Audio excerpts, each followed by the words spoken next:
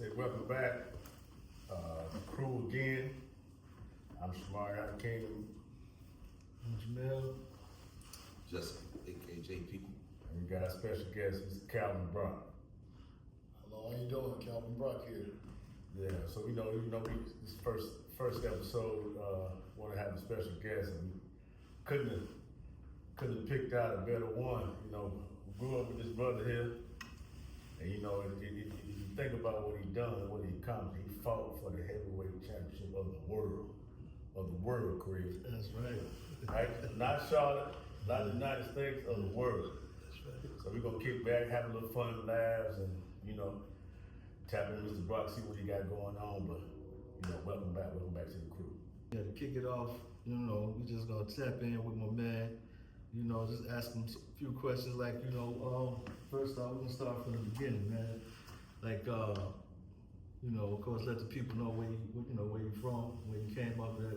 Yes, I'm from Charlotte, North Carolina. You know, I grew up in Hampshire Hills. There we go. East side. Yep, northeast side. And Yeah.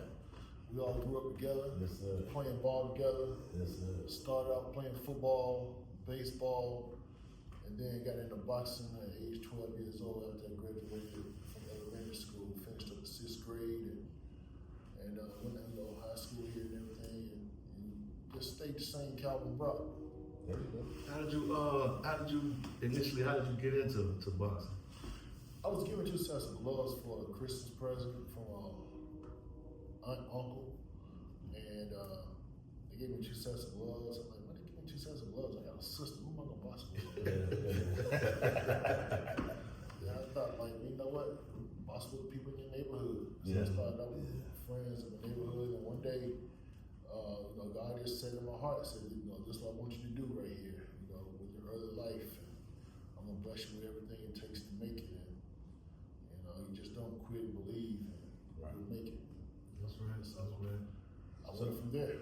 So at the age of 12, that's when you decided that's what you wanted to do. 'Cause I remember we played all-star baseball against each other, you know, COIC, Plaza.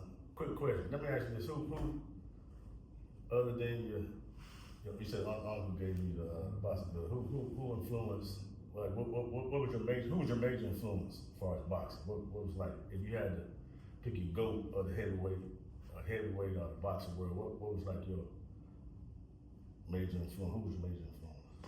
Thomas Hearns and Marvin Hagler. Mm-hmm. Had 3 great rounds. That round, yeah, they went at it. Then after that, They went at it. I was like, you know what? That's what I want to do. I want to box. So now, you know, we all grew up fighting. You know what I'm saying? We all grew up fighting in the neighborhood. But to want to do it every day, you gotta be a different type of brother. Yeah, definitely You sure. know what I'm saying? Yeah, you gotta be a different type of brother. Yeah. You know, I commend you on that, because, you know, Yeah. that's just like, you know, that's the gladiator sport, or that's the man sport, boxing. You know what I'm saying? And It's team sport. they say you got, you know, that motivated you. That say a lot. Thomas Hearns and Marvin Hagler. That, you know, everybody talk about that. Oh, yeah. So that was motivation. But I know it was on since then though. Yeah, it was a tough boxing match, you know, a brutal boxing match to get motivated by too.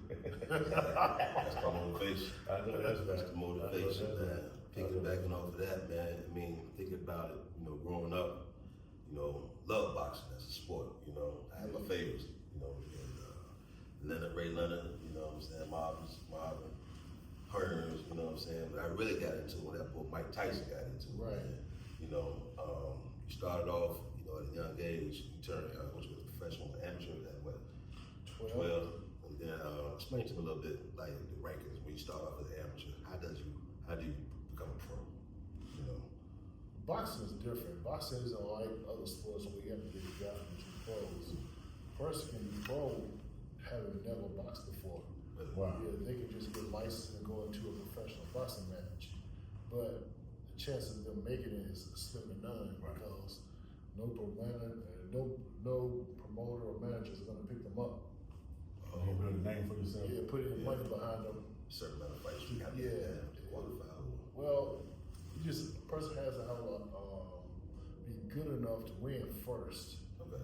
and they have to learn how to win by first coming on top. Contender, Amateur Amateur. boxing. Okay. Mhm. Okay. Yeah, so you can't win any amateurs, you probably not gonna win any pros. Okay.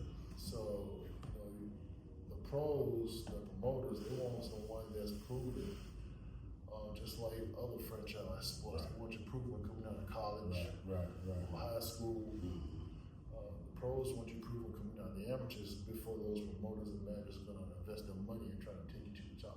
That's right. That's right. That makes sense. So you was the U.S. amateur heavyweight champion.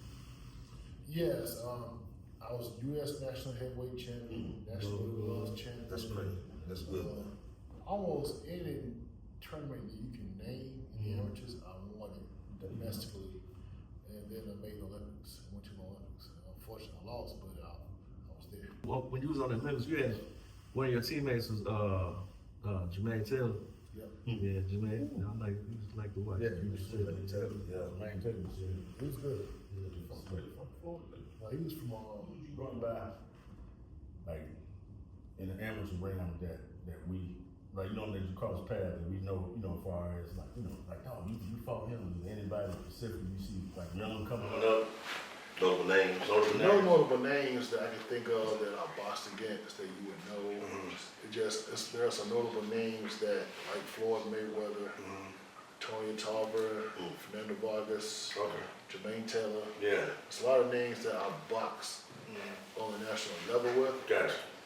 And we were at some of the same tournaments. Right. And then there are some, some dirty boxers too, like Roy Jones and Pernell Whitaker. Yeah. and- Sweet Pea. Yeah. Mike Tyson, some guys that you run into Yeah. at national tournaments because they're there as celebrities. Gotcha. Or they're just there to watch. That's strong, man. Yeah. That's almost that's blowing my mind. Like that's right. When you see, because I mean we, box come on, man. We locked in. We win every fight. Yeah. Man. We locked in. And when we started this podcast and Mel first name he said like we want to have a day. He said Calvin Brock. Gotcha.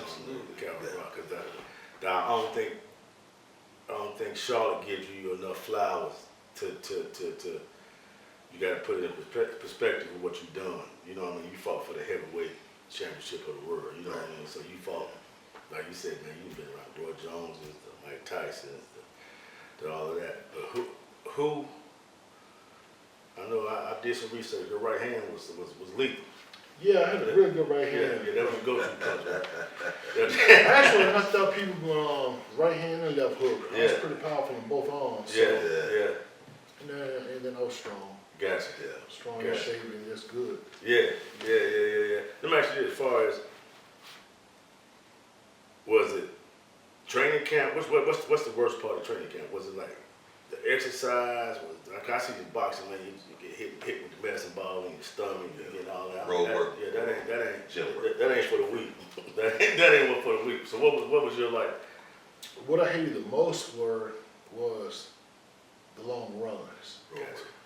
Road work. Yeah. And then the toughest part is always obviously sparring. Yeah. Sparring's the toughest part. Yeah. I mean, the thing is, that's where most of the damage to a boxer is done, right there in the gym. That's wild when you say that. Got a question for you. We barbershop we argue about who the top 5 and all this. What's your Mount Rushmore boxer? Who your Mount Rushmore boxer? Who was on Mount Rushmore? Vladimir Klitschko was definitely one of them. Okay. Floyd Mayweather is definitely one of them. Okay. But if you go past Vladimir Klitschko, Floyd Mayweather, guys that hadn't been really beat or state champion for so long, the Pernell Whitakers of the world, there's a lot of those good boxers that I can name going on and on and on and on. Roy Jones, Ray Leonard, Marvin Hagler, even Oscar De La Hoya. Yeah. There's just so many you can go on and on. Right. Unless you got somebody like a Joe Louis. Right. Yeah. Muhammad Ali. Yeah, Muhammad Ali. Somebody that reigned for a real long time. Right. Marvin Hagler, somebody like that. Right. But there's just a lot of great ones out there. But James Toney, like Hopkins. It's Andre Ward. Solid. Solid. These guys are exceptionally good. Yeah. They say you initially declined to fight with Klitschko at first because of the terms? You know what? They didn't offer me the money that I wanted for the first 2 times. Yeah, So I turned okay. the boxing match down twice. First against his brother, then against Him. Vladimir, and then it came to a point where see,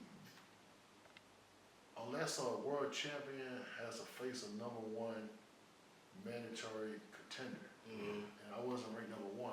The #1, #2 ranking was vacant, Wow. and I was ranked #3 in the world, which made me really the #1 ranked I was boxer saying, in the world. how that works up, yeah. If number So- one, number two, I don't know why #1, #2 wasn't ranked in the IBF. yeah, In the IBF, okay, I was the highest ranked IBF contender. gotcha. Then it got the WBC, WBA, and WBO.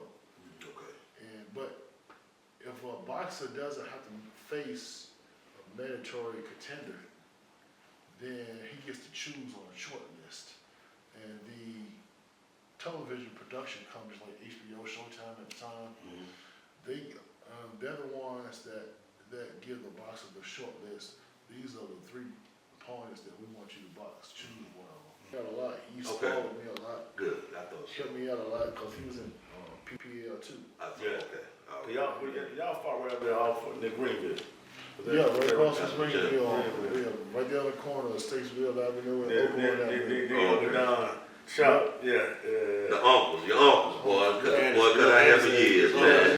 So, hey, so what you like to do now, bro? Since out of boxing, you're out of boxing now. I know you got. I had the pleasure, helping you. You know what I'm saying? You and your wife, buy the car. Saw your beautiful wife, kids. What kind of rock into you now? Well, occupational wise, I'm a roofing contractor. There you go. Yeah, I work with my dad. Okay. His company, Total Service Company, he started this business back in 1984. And then when I came on around like 2009, 2010, after my boxing career had ended, then I brought insurance restoration roofing on There you go. for him and built that. Then my sister joined, Alexis, who joined. Okay. Into Okay. her husband. Okay. So, it's been a blessing, man, that, it's been an income nigga for me, There you go. my sister, and aside from that, man, I'm doing what I used to do. I go out and play basketball. There you go. There you go. Stay in shape. Yeah. Good. Yeah. I had a question though, as far as boxing now in Charlotte, it's like obsolete. Like, You know what? It's not obsolete. We actually have more gyms in Charlotte now than what we did back when I was boxing. It's just that you don't hear about boxing because nobody was doing it like Kelvin Seabrooks and myself. Right. Winning the way we were winning. Right. yeah. And staying in the news articles and staying in the media.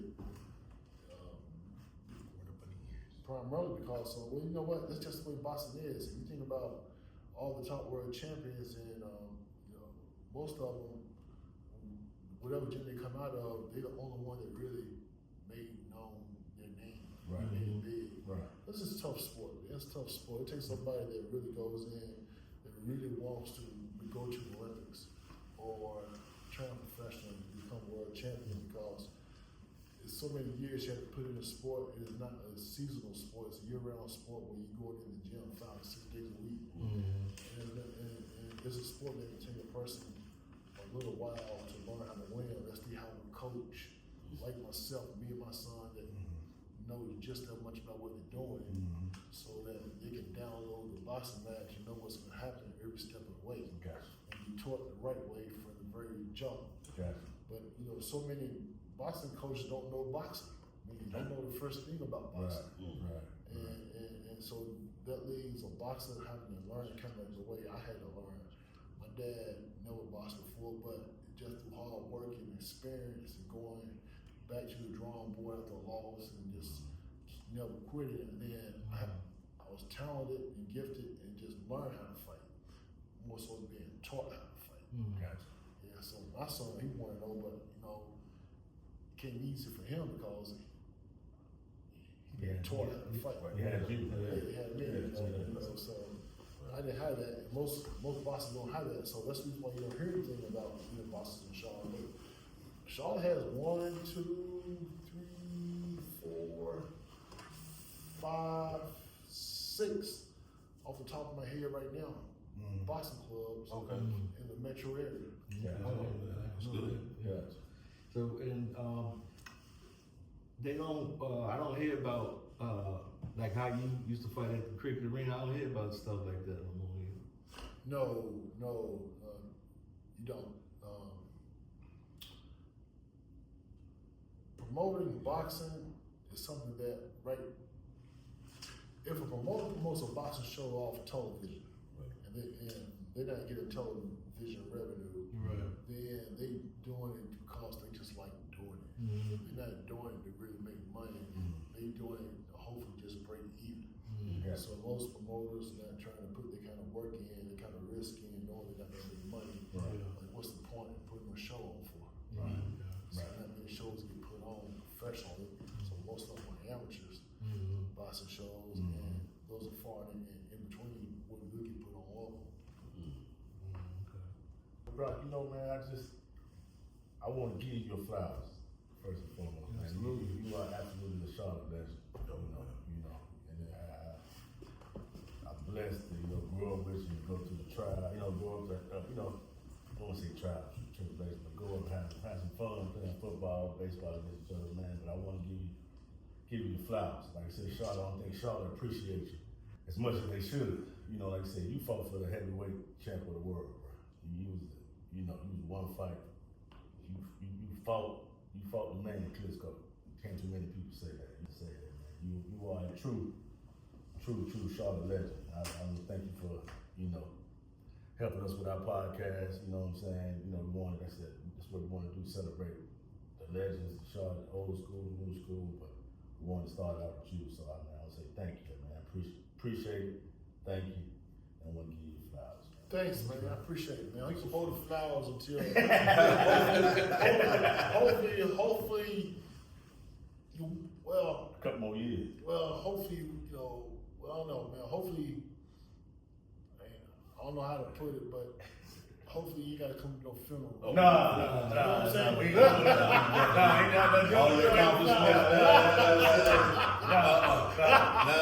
doing no we got a lot more. Boxing now with like all of these different classes and belts they got going on. It's like just like oversaturated in my mind. It's just like they got just so many now. Yeah. I think it helped kill the sport. Yeah. That's what happens. It diminished it because everybody stayed too confused on who's the world champion. Exactly. Yeah. It's the money too, the money, Yeah. everybody chasing that bag, which I get it. When boxing was at its highest, at the height of boxing, it was just one champion. Yeah. Everybody knew who the champion was in each weight class. It's just so many. They got, a belt for this, a belt for that. That's They're like, making up belts. You know what I'm saying, as we go. But everything now is sped up. Everybody wants instant gratification. Nobody want to go through the process of being the champ. You know what I mean? The process to take, to get to be the champ. Let me ask you this. I know I did a little research. I know so you decided to turn professional after you graduated from UNCC? Before? Well, I already knew I wanted to be a professional boxer and world champion from day one at 2 years old. Gotcha. But it wasn't until after I got back from the 2000 Olympics is when I turned pro. Gotcha. And prior to that, then I was just concentrating on getting my education and I started working at Bank of America. Gotcha. And then right after I got hired a couple of months at working at Bank of America, then I made the Olympic team. Okay. The boxing. So that's how you boxing back. That's how you use the boxing back. Boxing back. Boxing Bank. There you go. That's a good sense of accomplishment, that man. Like that's rather I ain't know Brock went to UNCC. Read the fast. Okay, that's right. You turn it. And my work. Hey man, how was it growing up in Hampshire Hills? I'm still cool with a lot of the boys, but how was it growing up in Hampshire Hills? Double H, baby. Man, it was nice, man. Which side of the creek you stayed on? That side. Hillside. Right side. Yeah. That side. He on the Brown side. I got it. Barrington, Cold Creek separated. Yeah. Man. You cross the Whether creek, it's- you I know. don't know whether north, I guess on the north side. I ain't learned that later on. I said, well, y'all ain't like each other. Man, nah, One man. side of the creek and like the other side of the creek. I was just talking about that. Swimming pool, man. Yeah, you know that? Yeah, they Yeah, the swim club. The swimming pool, the original swimming pool in Hampshire Hills, man. We hung out there all summer long. You stay on the back. This was Sanitary, stay right there, Oh Sanitary. yeah, man. Sanitary That's on that side. Man, so you had Barrington, you had Craftsbury, and you had what's the other street that ran right? Rupert. Right. Yeah, I Right. stay on the roof. Right. Yeah. You know what I'm saying? They kind of consider that the front side. Yes, That's the front front side, side. right. Yeah. Yeah. On the plaza side, they got Milk Road side. Yeah. You know what I'm saying? Towards the back, we call that Eastbrook. That's Eastbrook Wood, man. Yeah, that was the one. That's Plaza, the pre that stay Yeah, on that side. yeah. Plaza, Big Plaza, Milk, yeah, all Plaza Extension. Plaza Extension side. Yeah. Right. That's right. That's what's up. Going up towards Harris Boulevard. I'll tell you what, man. There's a lot of kids, it's a big community, man. A lot of people come about that community, man. That was successful. You think about that, man. I'm just saying, I just thought about it, CYC, we lost a legend, Coach Lanier. Coach Lanier, rest in peace, Yeah, Omar rest in peace, Gary. Coach. Yeah. I ain't had them fiberglass numbers. Them fiberglass now. You know what I'm saying? They gave me a duck face, man. Yeah, I can't do that. Any words of wisdom to the people, man? We're gonna wrap it up, man. Like I said, we wanted to say thank you, man. Calvin Block, Charlotte legend, Hampshire Hills legend, East Side legend.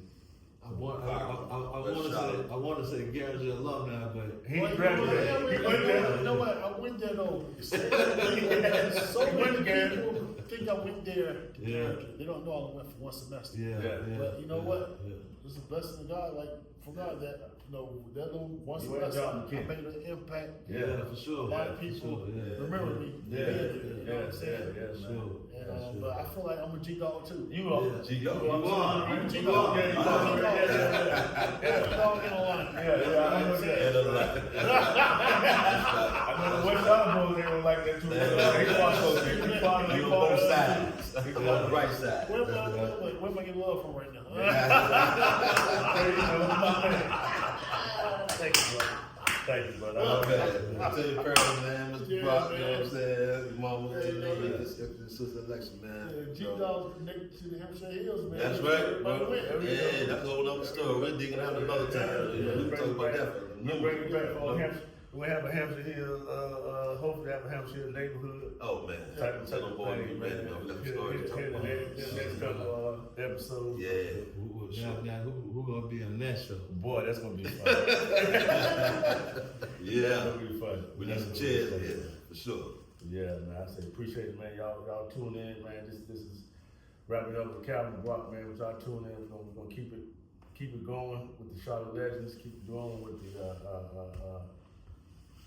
North Carolina field. But we want to start kick it out, and I think we did kick it out perfect with my man, That's Mr. right. Brock. But tune in. We got many more to come, and I appreciate it. Right. Good. Appreciate Peace. you, baby.